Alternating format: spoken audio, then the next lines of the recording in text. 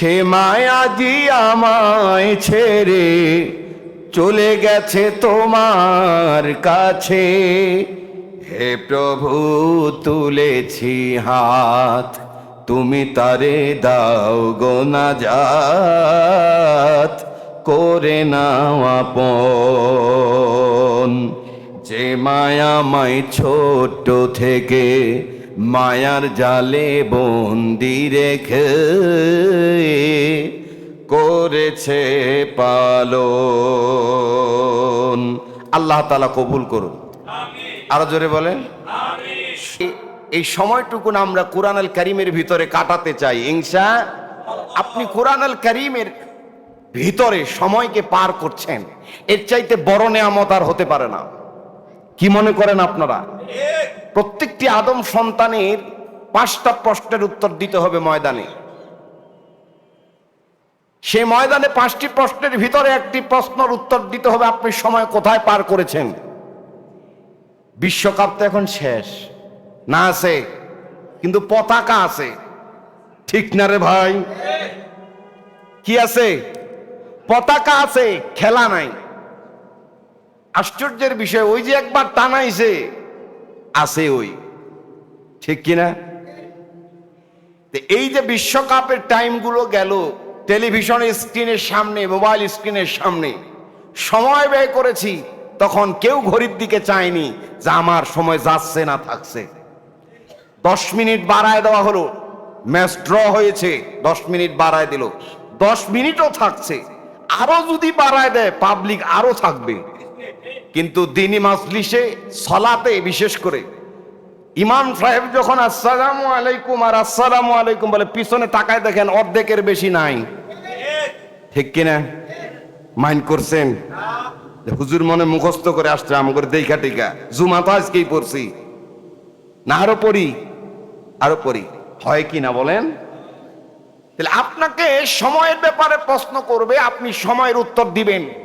কিন্তু আজকে এই সময়টুকুন যদি আল্লাহ তাআলার কাছে রেকর্ড হয়ে যায়, আপনার জান্নাতে যাওয়ার জন্য যথেষ্ট। সুবহানাল্লাহ পড়বেন না? আমার বন্ধুগণ, আজকের আধুনিক বিজ্ঞান কুরআনুল কারীমের সাথে বারবার গবেষণা করে করে কত কিছু বিষয়কে একজাস্ট করে প্রমাণ করতে সক্ষম হয়েছে।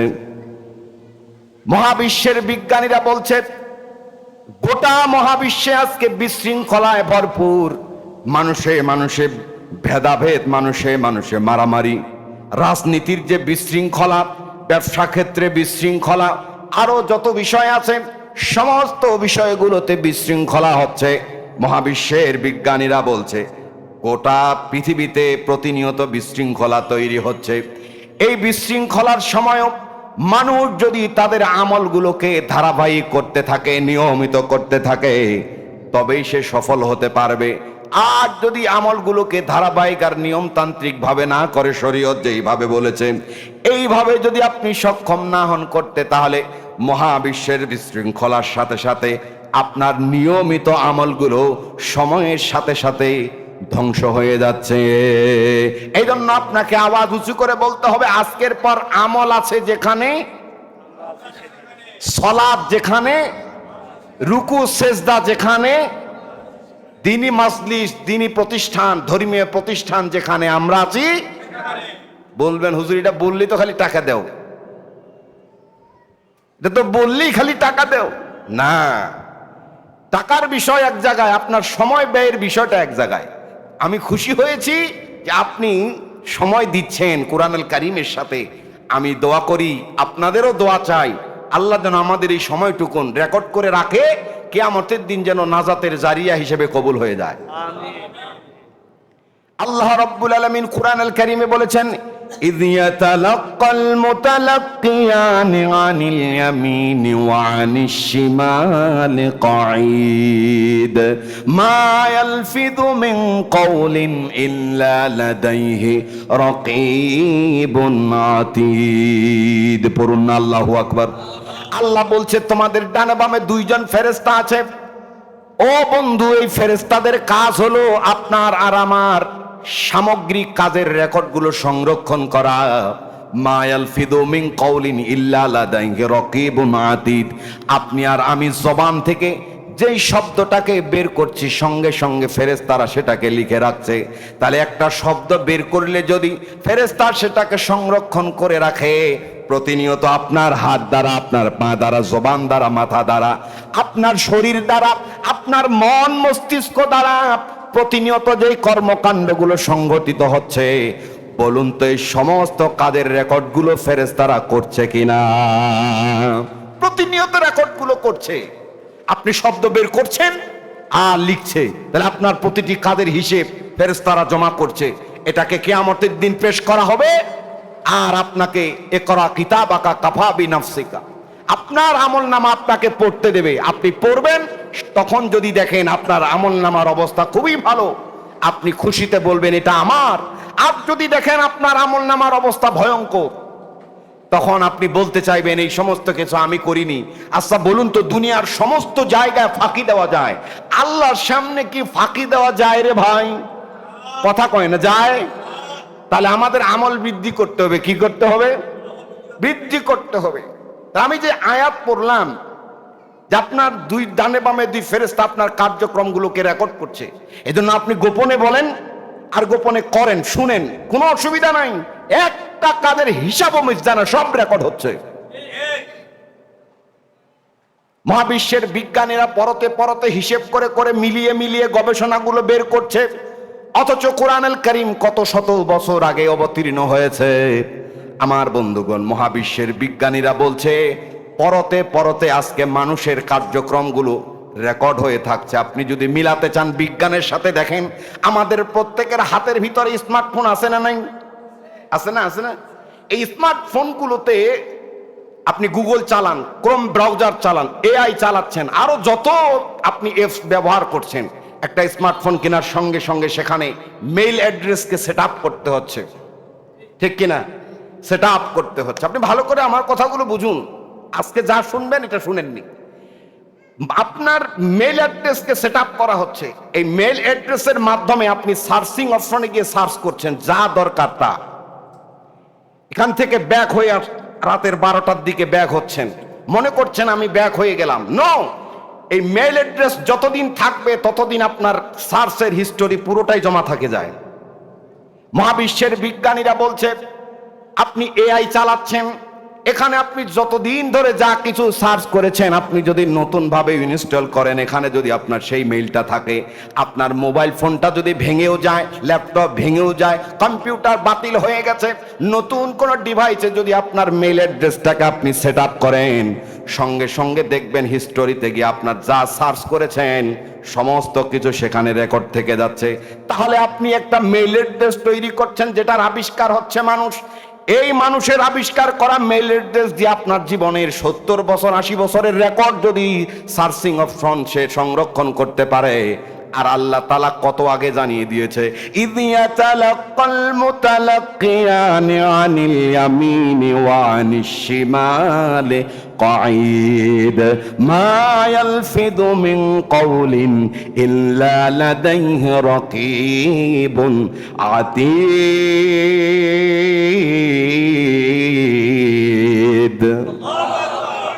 তুমি যা বলছো ডানে বামের ফেরেশতাগুলো সংরক্ষণ করছে। মহাবিশ্বের বিজ্ঞানী বলছে গোটা পৃথিবী হচ্ছে নশ্বর, ধ্বংস হয়ে যাবে, কিন্তু মহাবিশ্বের পরতে পরতে মানুষের কার্যক্রমগুলো রেকর্ড হয়ে থাকছে, এগুলো জমা হয়ে থাকছে কিয়ামতের ময়দানে, মালিক ইয়াউমিদ্দিন। এই বিশাল ময়দান তো তামাশা করার জন্য নয় রে ভাই। আপনি যা করছেন গোপনে, যা করছেন প্রকাশে, সমস্ত ষড়যন্ত্রের রেকর্ড থাকছে কিয়ামতে আপনার বিচার করার জন্য। আমার বন্ধুগণ, তাহলে আমি ভূমিকায় আপনাকে এই জিনিসটা বললাম, এই জন্য বললাম কারণ আপনি মূল্যবান সময় দিচ্ছেন। এবার আমরা মূল আলোচনার দিকে যাব। আমরা যেহেতু আজকে একটা গুরুত্বপূর্ণ নির্দিষ্ট প্রোগ্রামে এসেছি, যেই প্রোগ্রামের উদ্দেশ্যে আমি পবিত্র কোরআনুল কারীমের সূরা আল ইমরান থেকে আয়াতের একটি অংশ পড়েছি, আসুন আমরা সে আলোচনার দিকে যাই। জান্নাতের ভিতরে আমরা প্রত্যেকেই যেতে চাই, আর আল্লাহ রাব্বুল আলামিন বলছেন ফামান যুহজিয়া আনিন নারি ওয়া উদখিলাল জান্নাতা ফাকাদ ফাস। জাহান্নাম থেকে বের করে যখনই তোমাকে জান্নাতের ভিতরে দেওয়া হবে তখনই তুমি সফল কাম হবে। যতদিন পর্যন্ত আপনি জান্নাতের ভিতরে যেতে পারবেন না আপনার যদি 50 তলা পর্যন্ত বাড়ি থাকে, গোটা পৃথিবীর ক্ষমতাও যদি আপনাকে দিয়ে দেওয়া হয়, তারপরও আপনি সফল কাম নয় যদি না আপনি জান্নাতে যেতে পারেন। এই জন্য আমাদেরকে জান্নাতে যেতে হবে। জান্নাতে যাওয়ার ব্যাপারে বার আসুন আমরা সংক্ষিপ্ত সময়ে শুনি। জান্নাতে যাওয়ার ব্যাপারে যত মাধ্যম আপনার আছে, আপনার জন্য আল্লাহ রব্বুল আলামিন যত মাধ্যম পৃথিবীতে দিয়েছেন, এই জান্নাতে যাওয়ার যত মাধ্যম আছে তার ভিতরে গুরুত্বপূর্ণ একটা মাধ্যম হলো নেককার সন্তান যদি পৃথিবীতে থাকে। এই নেককার সন্তানের মাধ্যমে একজন পিতা একজন মাতা সহজেই জান্নাতে যেতে পারবে। চিৎকার দিয়ে বলেন সুবহানাল্লাহ। নেককার সন্তান দরকার। আপনি সফলতা চান, চির সফলতার নাম হচ্ছে জান্নাত। এই জান্নাতে আমরা যেতে চাই। সম্মানিত ভাইরা আমার, আমি তো আপনাদের জন্য খুশি যে আপনি আপনার সন্তানকে, আপনার ভাই বোনকে আপনি দ্বীনি প্রতিষ্ঠানে এলমে দ্বীন শেখার জন্য আপনি রেখেছেন। এই জন্য আমি দোয়া করি আল্লাহ তাআলা একে যেন আসলেই জান্নাতের মাধ্যম হিসেবে কবুল করেন। আজকে পৃথিবী বললাম, মহাবিজ্ঞানীরা বলছে গোটা মহাবিশ্ব আজকে বিশৃঙ্খলায় ভরপুর প্রতিনিয়ত। এখনকার পরিবেশ যদি আপনি সামাজিকতাকে মিলায় দেখেন, আপনি আশপাশের চিত্রকে যদি মিলায় দেখেন, এই পরিবেশের সাথে একটা সন্তানকে যদি আপনি ছেড়ে দেন, এটা মানুষ হতে খুবই কষ্টকর হয়ে যায়, আছে না নাই? আর সন্তান যদি ভালো কোনো পরিবেশে থেকে যায়, তাহলে এই সন্তানকে আপনার চাহিদা যা ছিল পুরোপুরি না হলেও 95% সন্তান মানুষ হতে সক্ষম হয়। এই জন্য আমাদের সন্তানগুলোকে আমরা কুরআন আল কারীম শেখার জন্য দ্বীনি প্রতিষ্ঠানে রেখেছি। এর জন্য খুশি না বেজার? আরো জোরে কয় না? খুশি। নিউরো সায়েন্স গবেষণা করে বলছে মানুষের মস্তিষ্কে মিরর নিউরনস নামে এক ধরনের কোষ আছে। এই মস্তিষ্কের ভিতরে নিউরো সায়েন্সের গবেষণা এত চমৎকার, আমাকে তো প্রতিনিয়ত স্টাডি করতে হয়, আমি পড়ি, এই জন্য বলতে পারছি। এত চমৎকার গবেষণা, মানব দেহের মস্তিষ্কের ভিতরে মিরর নিউরনস নামে কিছু কোষ আছে। এই কোষগুলো কেন আপনাকে সৃষ্টির সময় দেওয়া হয়েছে, এই কোষগুলোর কার্যকারিতা কি, কেন দেওয়া হয়েছে, বিজ্ঞান প্রমাণ করছে। এই কোষগুলোর চাহিদা হলো আপনি যেখানে বসবাস করবেন, একজন মানুষ যেখানে বসবাস করবে তার আশপাশে যা কিছু ঘটে, মানুষ যেমনে চলে, যেমনে কথা কয়, যেমনে সমাজ চলে, যেমনে পরিবেশ চলে, সমস্ত কিছুগুলো অনুকরণ কেমনে করতে হবে, এই কোষগুলো সেগুলো দ্রুত মস্তিষ্কে ধারণ করে নেয়। তাহলে আপনি বুঝে নেন, বিজ্ঞান বলছে এই কোষগুলো মানব দেহের মস্তিষ্কের ভিতরে আল্লাহ তাআলা দিয়েছে। আপনার এই কোষগুলো যদি আশপাশের চরিত্রগুলোকে ধারণ করতে চায়, তাহলে আপনার সন্তানকে এক কথায় আপনাকে অ্যান্সার দিতে হবে আজকের পরে, সন্তানকে ভালো পরিবেশে রাখার দরকার নাকি খারাপ পরিবেশে? সন্তানটাকে যেখানে দিচ্ছেন তাই শিখছে। আমরা বলি না যে গ্রামে সন্তানকে রাখবো না, কেন? গ্রামে রাখলেই গ্রামের যে পরিবেশ হয়েছে সন্তান নষ্ট হয়ে যাবে। কেন নষ্ট হয়ে যায়? ওই যে মিরর নিউরনস নামে কোষগুলো আপনার মস্তিষ্কে আছে, এগুলো প্রতিনিয়ত মানুষ যা বলছে যা করছে ও দেখে দেখে তাই শিখছে। শিখছে কিভাবে? এই কোষগুলো সেগুলোকে টুম করে টেনে নিয়ে মস্তিষ্কে সেট আপ করে দিচ্ছে, সন্তানটা সেভাবেই তৈরি হয়ে যাচ্ছে। এই জন্য তো আল্লাহ রাসূল সাল্লাল্লাহু আলাইহি সাল্লামও বলেছে যে সন্তানগুলো ফিতরাতের উপরে জন্মগ্রহণ করছে। এই সন্তান আসার পরে পরিবেশ তার পরিবারে যেমন পায়, তার বাবা মা যেমন করে চলে, যা তার আচার আচরণ সংস্কৃতি সভ্যতা, একটা সন্তান ঠিক সেইভাবেই গড়ে ওঠে। এই জন্য বলুন, সন্তান মানুষ করার পিছনে সর্বপ্রথম পরিবর্তন হওয়া লাগবে বাবা এবং মাকে। রাজি আছি না ইনশাআল্লাহ? বাবা মাকে সর্বপ্রথম পরিবর্তন হতে হবে। আপনি যদি আপনার সন্তানকে কাঙ্ক্ষিত মানের পেতে চান, আপনার সন্তানকে যদি হাফেজে কোরআন হিসেবে আপনি পেতে চান, তাহলে সর্বপ্রথম বাবা হিসেবে আপনাকে নামাজিতে পরিণত হতে হবে। না কষ্ট হবে? ধরে কয় না কষ্ট হবে? নামাজ পড়তে পারবো তো ইনশাআল্লাহ? মাদেরকেও নামাজি হতে হবে। ও বন্ধুর, সন্তান আপনার জন্য নেয়ামত হিসেবে দিয়েছে। আমি বলেছি জান্নাতে যাওয়ার জন্য যত মাধ্যম আছে তার ভিতরে গুরুত্বপূর্ণ একটা মাধ্যম হচ্ছে আপনার এই সন্তান। এই সন্তান আপনার জন্য নেয়ামত। এই সন্তান যেহেতু আল্লাহ আপনাকে আমানত হিসেবে নেয়ামত দিয়েছে, এই নিয়ামতকে সঠিক কাজে ব্যয় করা কিন্তু আপনার দায়িত্ব। এই জন্য আমি অত্যন্ত খুশি হয়েছি যে এই নিয়ামত আল্লাহ দিয়েছেন, সেই নিয়ামতকে আল্লাহর রাস্তায় ব্যবহারের জন্য আপনি ভর্তি করে রেখেছেন। বলেন আলহামদুলিল্লাহ। আমি খুশি হয়েছি যে আপনার সন্তানকে আপনি দিন শেখাচ্ছেন, আর আল্লাহ এই জন্য আপনাকে এই নেয়ামত দিয়েছে। আপনি বড় হুজুর না বানালেও দিন শেখাতে হবে, এটা আপনার দায়িত্ব। এই জায়গাতে যদি গ্যাপ থাকে, কিয়ামতের দিন পিতা হিসেবে আপনাকে জবাব দিতে হবে ঠিকই আল্লাহর কাছে। নাকি মিথ্যা কথা বলছি? আরো জোরে কয় না? আমার বন্ধুগণ, সন্তান হৃদয় স্পর্শের জায়গার নাম, সন্তান অত্যন্ত আবেগের জায়গার নাম।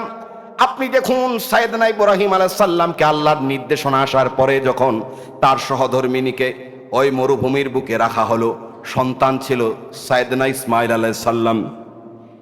মা এবং সন্তানকে রাখা হলো মরুভূমিতে, আর সাইয়েদনা ইব্রাহিম আলাইহিস সালাম যখন পিছনে ফিরে চলে আসছিলেন, করুণ দৃশ্য, করুণ অবস্থা। আপনি যদি হৃদয় দিয়ে ঘটনাটাকে উপলব্ধি করার চেষ্টা করেন তবেই আপনি বুঝতে পারবেন। মরুভূমিতে রেখে চলে আসতেছে, ফিরে চলে আসতেছে, পিছন থেকে স্ত্রী ডেকে বলে, আমাদেরকে এখানে রেখে যাচ্ছেন কেন? কেন রেখে যাচ্ছেন? কোনো উত্তর নাই। আবার বলছে, আমাদেরকে কেন রেখে যাচ্ছেন? কোনো উত্তর নাই। আমার বন্ধুগণ, একবারে হৃদয়ে টাচ করার মতো জায়গা। আপনি একটু শুধু খেয়াল করুন, আমার আলোচনা একেবারে সমাপনীর দিকে চলে এসেছে। বড় ভাই উপস্থিত যেহেতু হয়েছেন, কথা আর বাড়ানোর কোনো সুযোগ নাই। বারবার পিছন থেকে বলা হচ্ছে, আমাদেরকে কেন রেখে যাচ্ছেন? কেউ নাই, কিছু নাই, এই জায়গায় আমরা কেন থাকবো? কখনো যখন উত্তর, পিছন থেকে উত্তর যখন ফিরে আর আসে না, এবার বুঝতে পেরে স্ত্রী স্বামীকে আবার প্রশ্ন ঘুরায়া বলে, এটা কি আল্লাহর সিদ্ধান্ত ছিল কিনা? যখনই বলেছে আল্লাহর সিদ্ধান্ত ছিল কিনা, তখন ফেস এবং তার চেহারা একটু পরিবর্তন যখন দেখেছে, স্ত্রী বুঝতে পেরেছে যে এটা আল্লাহর সিদ্ধান্ত। সুবহানাল্লাহ পড়বেন না? যখনই বুঝতে পেরেছে এটা আল্লাহর সিদ্ধান্ত ছিল, যেমন স্বামী তেমন স্ত্রী, আর যেমন বাবা মা তেমন সন্তান হয়। যখনই এই কথা বলে স্ত্রী যখন বুঝতে পারলো এটা আল্লাহর সিদ্ধান্ত ছিল, তখনই স্ত্রী পিছন থেকে স্বামী সাইয়েদনা ইব্রাহিম আলাইহিস সালামকে বলছিল, ওগো স্বামী, আমি বুঝতে পেরেছি এটা আল্লাহর সিদ্ধান্ত ছিল, আর যদি আল্লাহর সিদ্ধান্ত হয় তাহলে এই মরুভূমিতে কেউ না থাকুক, আল্লাহ আমাদেরকে রক্ষা করবেন। মাগো তোমার মতন লয় না কেহ, আমায় বুকে হে টানি,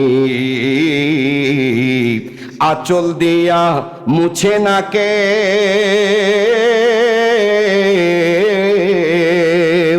আঁচল দিয়া মুছে না কেউ আমার চোখের পানি। হায়রে মা জননী আমার, হায়রে মা জননী। আল্লাহ আমাদের প্রত্যেকের মাকে জান্নাতের জন্য কবুল করুন। তাহলে আমি আপনাকে এক কথা আমি আপনাকে শেষ করতে চাই যে সন্তান আল্লাহ রাব্বুল আলামিন আপনাকে নেয়ামত হিসেবে দিয়েছে।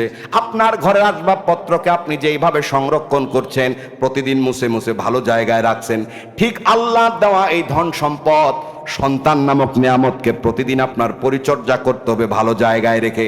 এই জন্য বলুন তো, এক কথা উত্তর দিবেন, এইরকম প্রতিষ্ঠানের দরকার আছে না নাই? আরো জোরে কয় না? আছে। ওই যে আমি বলছি, মিরর নিউরনস নামে কোষগুলো প্রতিদিন সন্তানের মাথায় আশপাশের সভ্যতার সংস্কৃতিকে টেনে এনে এনে মস্তিষ্কে সেট করে দিচ্ছে, বিজ্ঞান প্রমাণ করেছে। তাহলে এই ধর্মীয় প্রতিষ্ঠানের সাথে রাখবেন।